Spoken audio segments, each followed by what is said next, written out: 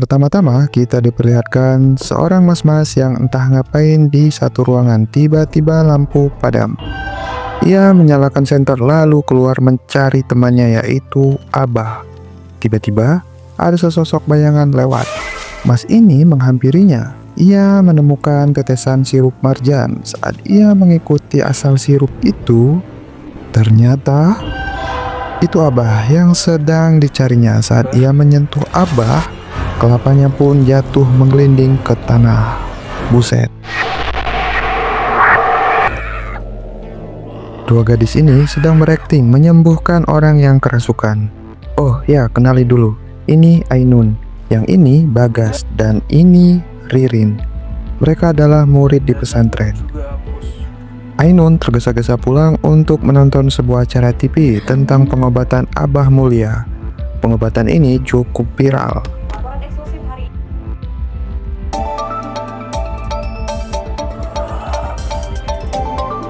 Nah, kalau yang ini uaknya Ainun, dia pengurus pesantren.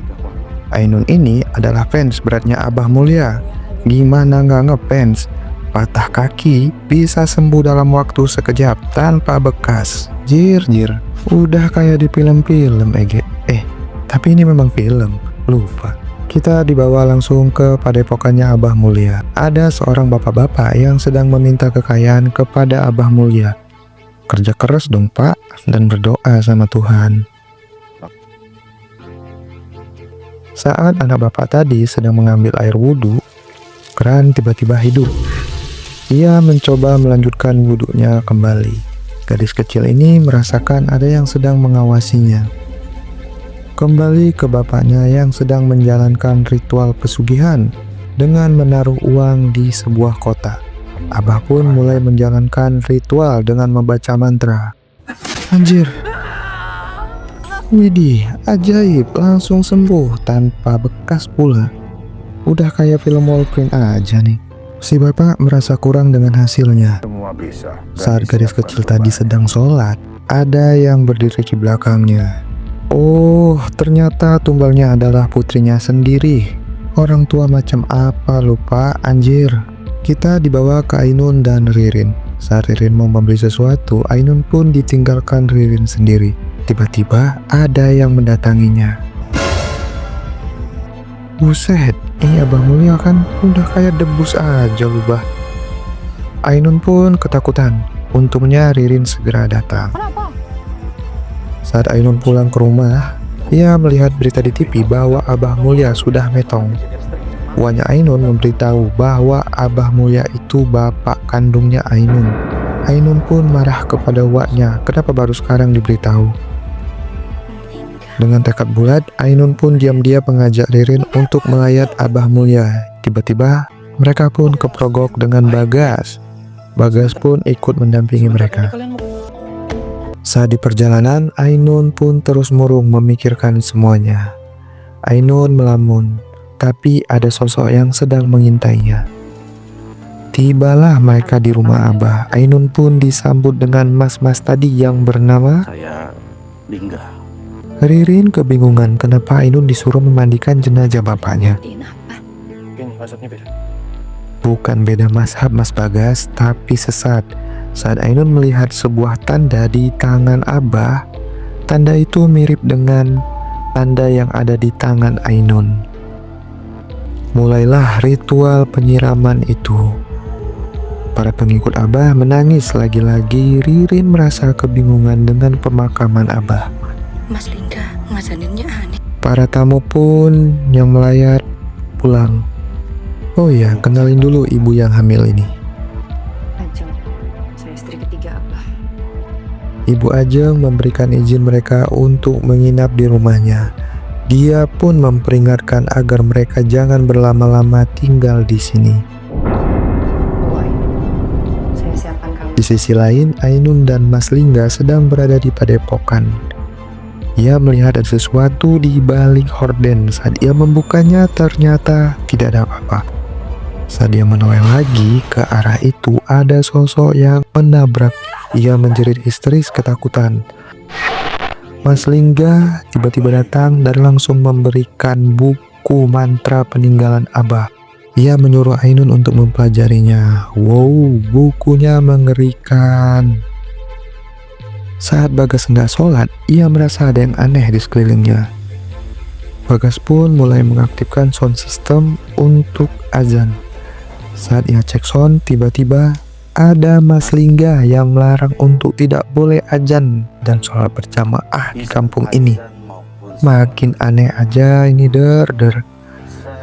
Saat Bagas sedang sholat, dia diganggu sosok. Anjir. Ketika Bagas bangkit dari sujudnya, arah kiblatnya pun berubah. Makin merinding aja bulu kuduk gua ini. Bagas mengulangi dan menunaikan sholatnya. Bagas merasa resah dan gelisah. Lalu ia menanyakan kepada Ririn tentang apa yang mereka sembah di desa ini. Kamu sadar gak sih? Tuh nggak ada azan. Tiba-tiba Ainun pun pulang, tapi dengan sikap yang sangat dingin. Ririn pun menghampirinya.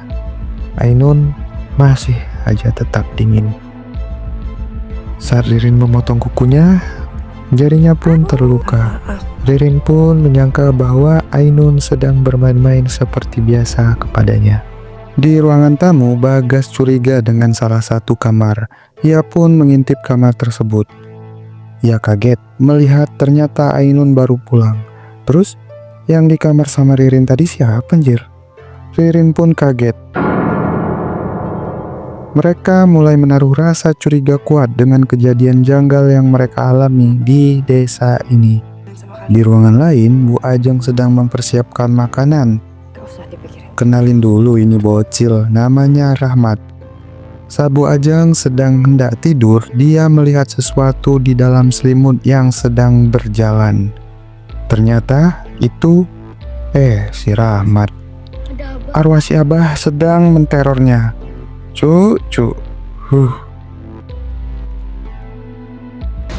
Ternyata hanya mimpi Bu Ajeng ini. Ketika malam tiba, Ainun dibawa Lingga ke tempat rahasia, yaitu tempat persemediannya Abah. Jadi Ainun ini disuruh Lingga untuk meneruskan ajaran dan ilmunya si Abah. Lingga pun membaca mantra, ritual pun terjadi. Seketika Ainun bisa melihat siapa yang membunuh Abah. Saat Ainun mengikuti mantra yang diajarkan Lingga, ada makhluk yang sedang menjilati luka Ainun. Ketika Rahmat terbangun, ia mengintip dari jendela. Ainun pun mengetahui dan dia tersenyum dingin. Serem banget si Ainun ini. Rahmat mulai gelisah ketakutan. Di ruangan lain, Bagas terlihat sangat gelisah. Tiba-tiba Rahmat keluar dari kamarnya. Bagas pun disuruh azan oleh Rahmat jika mau tahu tentang kampung ini. Pada saat subuh, Ainun pun terbangun dari tidurnya. Ia melihat luka yang di tangannya tiba-tiba hilang. Ainun pun bangkit dari tidur hendak melaksanakan sholat subuh. Saat mendengar lantunan azan, auto satu kampung pada kesakitan. Uang pun berubah jadi daun. Azan pun terus berkumandang. Mereka pun ngerasa kesakitan semua. Tiba-tiba Bagas pun mengeluarkan saus dari mulut dan kupingnya. Saat azan selesai dikumandangkan, Ainun pun bergegas ke musola untuk melaksanakan sholat. Rahmat diam-diam melihat mereka. Setelah selesai sholat, buset, ngapain atuh neng manjat-manjat? Ainun pun mencekik Rahmat. Tiba-tiba Ibu Ajeng pun datang menyelamatkan Rahmat. Ainun tersadar. Dia tidak mengerti apa yang sedang dilakukannya barusan. Saat pagi, masyarakat berdemo di depan rumah Ibu Ajeng. Mereka komplain tentang masalah siapa yang azan di musola. Jadi nggak perlu diusir. Mereka mau Bagas dan Ririn pergi, tapi tidak dengan Ainun. Ainun pun menanyakan kepada Bu Ajeng tentang siapa Rahmat ini. Bu Ajeng pun menjawab, Rahmat ini adalah satu aib.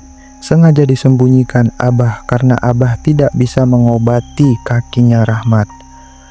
Tiba-tiba Ainun mimisan memandang Rahmat secara sinis dan tajam. Buset. Di sisi lain, Bagas berdiskusi untuk pergi dari kampung ini, tapi mereka harus membawa Ainun, sementara Ainun tidak mau pulang. Mereka pun bertanya kepada Rahmat tentang padepokan Abah. Rahmat pun memberitahu di padepokan ada ruangan bawah tanah, tempat penyimpanan tumbal. Tanpa berlama-lama dan berpikir panjang, Bagas dan Ririn diantar oleh Rahmat mereka ke ruangan bawah tanah di padepokan itu. Bagas dan Ririn mulai masuk ke ruangan dengan perlahan-lahan. Ririn pun tersesat. Dia menemukan foto Abah Mulia yang sedang memegang tasbih. Tiba-tiba tasbih di foto itu jatuh. Ririn melihat sesuatu bergerak di kain putih. Ia kaget kepalang. Kain putih itu lompat di depannya. Bagas pun tiba-tiba datang mengajak Ririn ke suatu tempat. Kenapa? Kamu gak apa-apa? Saat Bagas membuka pintu,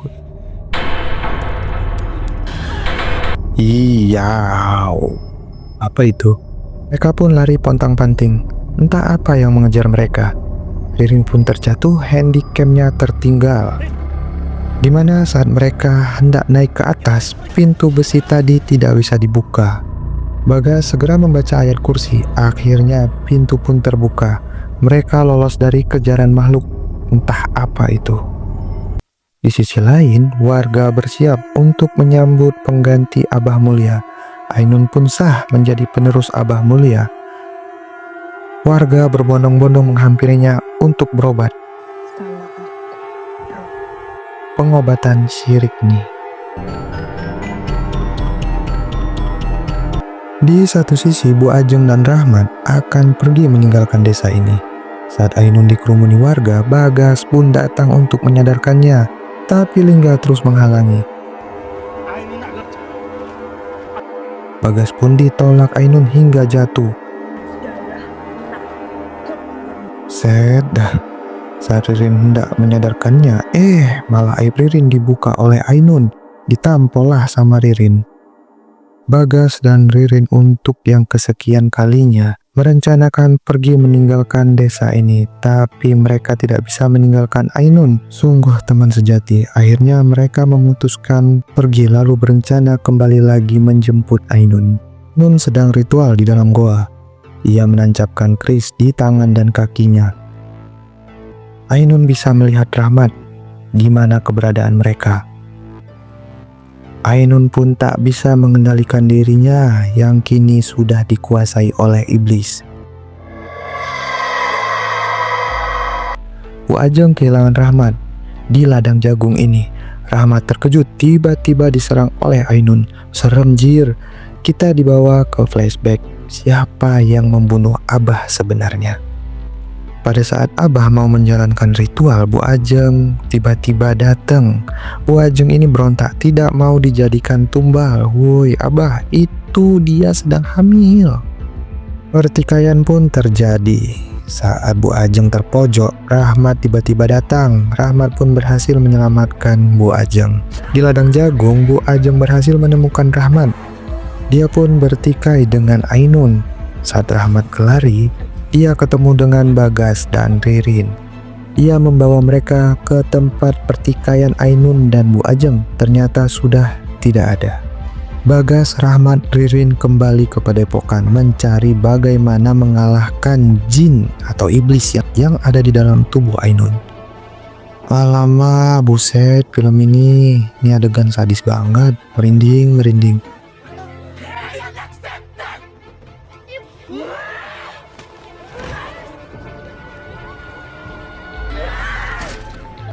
Ainun pun ditahan oleh beberapa warga lalu diikat.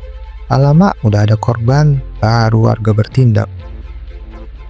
Lingga kali ini datang untuk menenangkan, tapi ia malah jong. Malah dibun-bun, senjata makan tuan ini Lingga.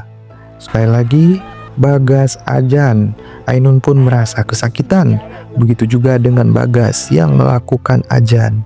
Bagas pun sekarang bekerja sama dengan warga untuk membongkar tumbal di dalam ruangan bawah tanah itu.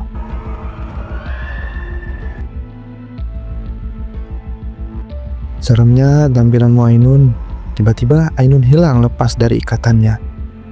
Di ruangan bawah tanah, mayat-mayat bersujud pada Ainun. Begitu juga dengan yang lainnya, Bagas Ajan. Kelepar-kelepar kau kan setan. Saat itu, setan itu pun keluar dari tubuh Ainun. Bagas mengajak warga untuk sholat taubat. Warga pun menyetujuinya. Ini menurut aku serem banget sih tampilan Ainun ini. Saat Bagas bertasbih, tasbih pun lepas mengarah ke Ainun. Tiba-tiba Ainun mencekik Ririn. Berkat kepercayaan Ririn terhadap Allah, dia pun kalah.